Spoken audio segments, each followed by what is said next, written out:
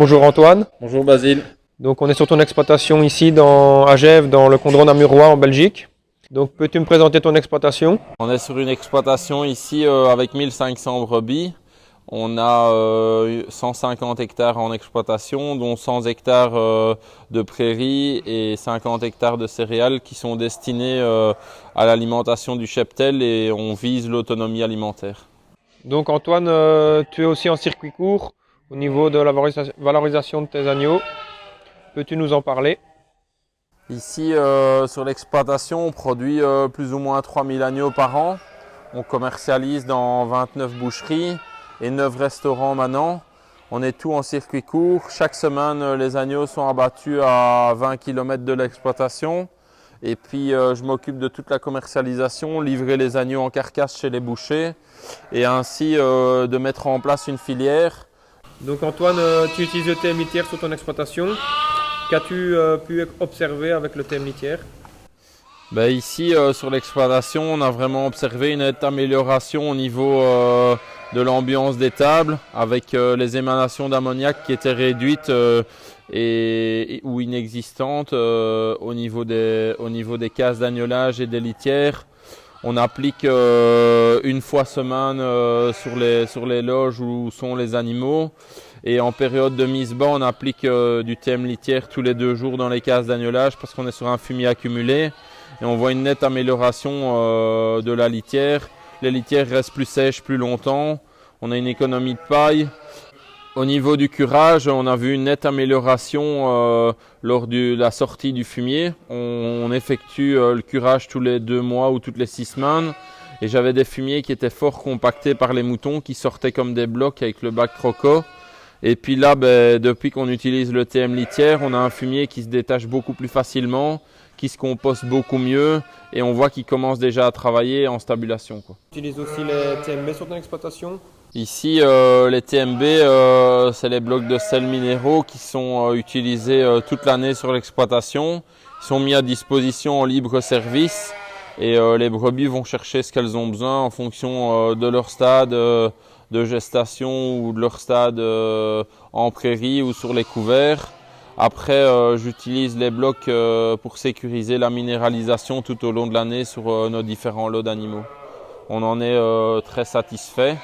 On utilise aussi les TMB au niveau des couverts végétaux pour ramener des minéraux lors du pâturage sur des couverts qui sont riches en légumineuses. Donc Antoine, tu as aussi une particularité sur ton exploitation. Tu réalises du pâturage chez différents agriculteurs dans la région. Peux-tu nous en parler? Ici, on a plusieurs partenariats. On pâture des couverts végétaux après récolte et on pâture aussi les noyers dans la parcelle dans laquelle on est, où on a 13 hectares en gestion en période estivale.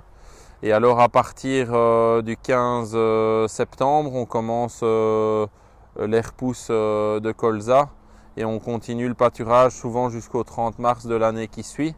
On a des partenariats avec plus ou moins une dizaine d'agriculteurs dans la région. Qu'as-tu pu observer comme différence entre les clientes MCE et les non-clientes MCE au niveau du pâturage découvert? J'observe que chez les clients TMCE, chez qui je pâture des couverts, on a une portance de sol qui est meilleure. On a moins de problèmes de pattes parce qu'on est sur un sol qui porte mieux. Donc les brebis, quand elles pâturent et qu'on est sur des grosses précipitations sur peu de temps, sur des sols qui ont été décompactés, on a souvent de la boue qui se crée et des problèmes qui se mettent au niveau de l'onglon du mouton.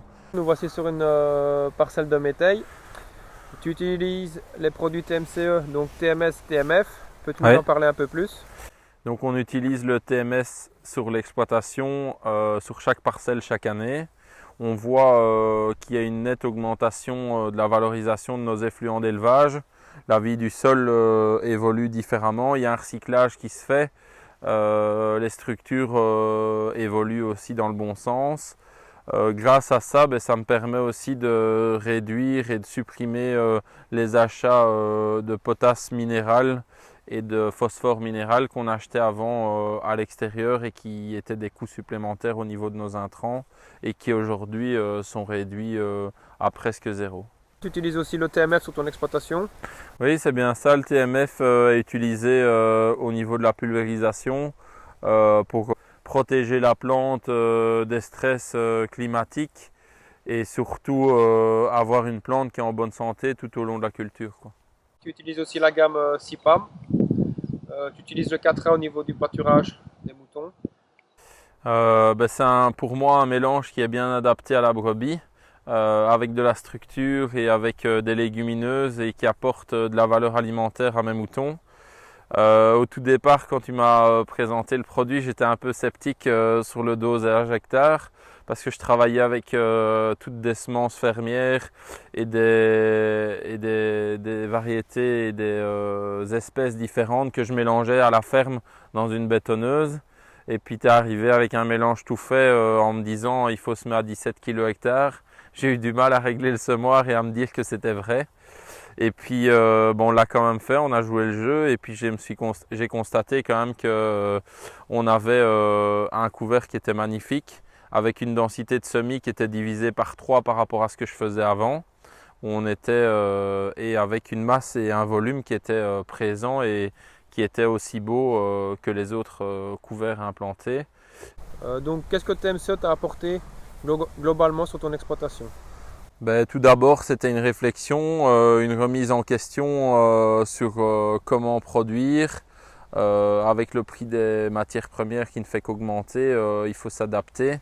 Et puis, je trouve que chez TMCE, on a une autre idée de l'agriculture et que ça m'a permis à m'ouvrir des portes, avoir un suivi, un encadrement, une question à poser. On a un technicien, on a un gars qui est là pour nous répondre et nous encadrer, quoi.